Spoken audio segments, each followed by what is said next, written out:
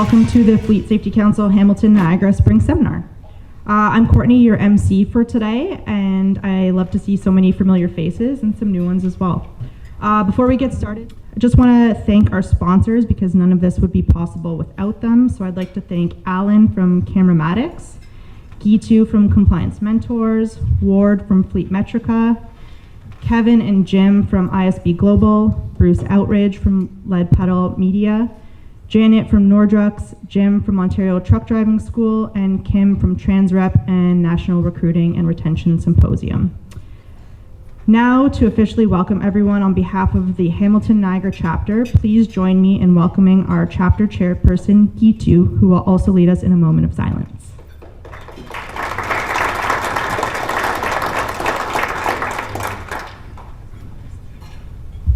Thank you, Courtney, and thank you, and good morning, all. Thank you very much for coming. My name is Gitu, and I'm NSC Auditor and Fleet Safety Council Chair with Hamilton Niagara.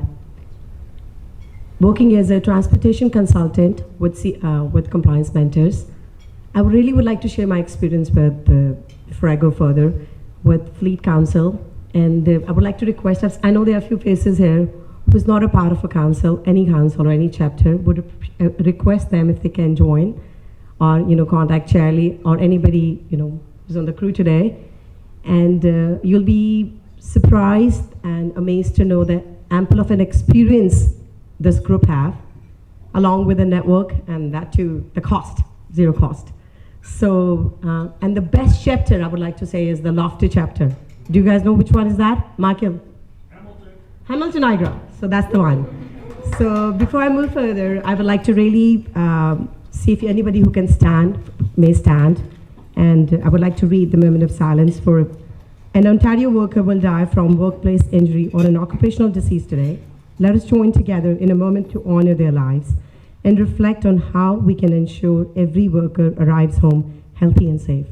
It's not a real confidence builder when half of the people that I see here are insurance people. And you're coming to learn about everything you need to know about insurance. So maybe we can fill some gaps in and see where it goes from there.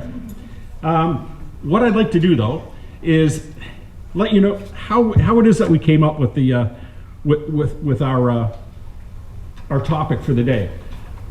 Every year when we have our registration for our chapter, we have a list at the bottom, and all of our members can fill out what it is that they'd like to hear about. And we had hundreds of topics, and we try to throw them into buckets. Well, the biggest bucket for the last 2 years has been insurance. And within that bucket, there was loss prevention, there was coverages and rates, there was conventional versus standard insurance, there was claims procedures, telematics, what do we see coming in the future with like UBI and that sort of thing.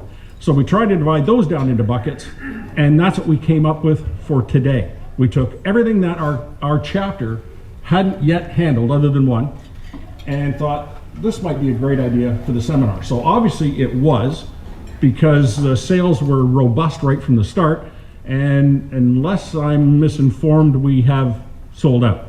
So for selling out, thank you very much. We appreciate all the support, and once again to the sponsors. So when we have our break, please do visit those people. We have an excellent panel today, but I want to tease you a little bit with something. The customer, broker, insurance company relationship. That's what I'm going to be hitting the three of you with first. We call it the risk solutions, but being on the risk solutions or loss prevention or loss control side of it, there's this misunderstanding, I guess, that the more recommendations you offer a customer, the worse they are. It's not always the case. I mean, I know there's some not great performers out there, and you could rate recommendations until the sun comes up. But there's also customers that are really quite good, but they want that information from you, and you can still write a great number. Jackie, can I get some comments from you on this one? Just because we work at the same office, and I want them to hear that. Yeah, sure. I mean, I think I'll add one thing to Scott's point as well, which is for the insurer, this is their first and maybe only opportunity to see face-to-face interaction with the company on the ground with that carrier, meet their staff, be in their office. At our office, we talk a lot of just about like a gut check situation. So you can you can have all the nicest policies and procedures, but there's something about just being in the office, being there face to face with the customer, interacting with them, meeting ownership, seeing how even just their office is run in that environment, and the experienced loss control folks like that have been around for a long time. Sometimes it's just a gut thing. You can just sense it. So there's a huge relationship component. It might be, especially for a huge insurance company, this is the one chance you're interacting face to face with that customer before the underwriters are doing other types of analysis and the computers get involved and we're looking at dollars and cents, right? So that's a huge important part of the process. And can I just jump on one more thing on that? In litigation situation, when you end up in a claim situation, the standard that trucking companies being held to is far greater than what an average person is being held to, or, so just to say we're compliant, that's the minimum that a jury or a judge or, a third party is going to expect. Of course, we expect everyone to be licensed. Like, yeah, we want you to be going above and beyond. Of course, we expect you to have a policy about drug and alcohol testing. That's the least of it. We agree that there should always be some sort of recommendation. The second one is an important recommendation where we need something done. It's not gonna, there's no imminent risk at the time, but it's an important recommendation, something with compliance.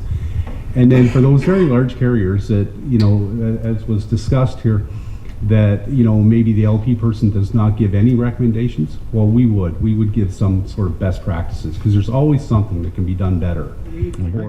And where's your data? Like, where's your files? Why does the consultant have the files and we're in your office and you don't have access to it? So I think it plays a big role.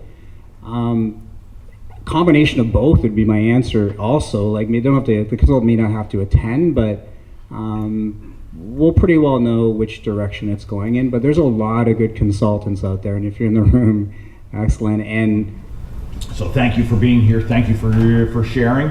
Our next great event to get together like this is going to be our annual conference, which will be coming up in October. More information is going to be coming out on that shortly. For the sponsors in the room, Danielle Levitt and Rob will be reaching out shortly to pick your pockets and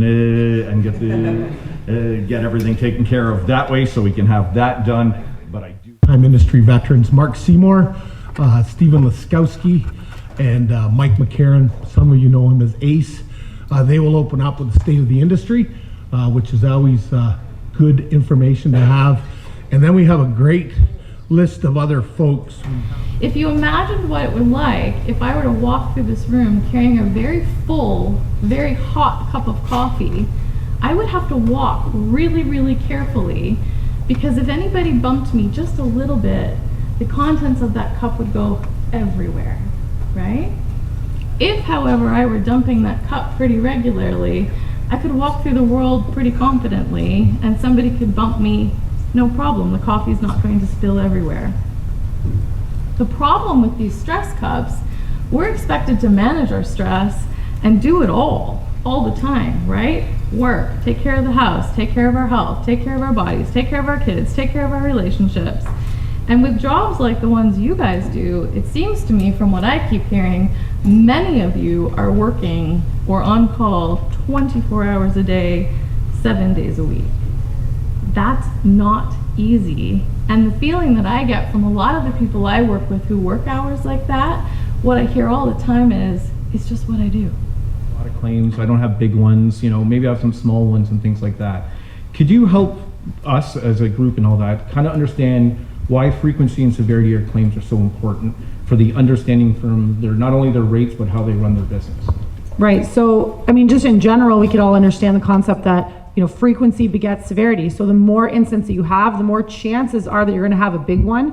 So obviously, straight out of the gate, you want to try to prevent incidents from happening at all. And that could be as simple as even just, hard braking events, not necessarily a collision, but just the behavior that's going to lead eventually to collisions, looking at hours of service, making sure your maintenance, all those things are happening. So you want to get a handle on frequency. We always say in trucking, frequency is in the carrier's hands.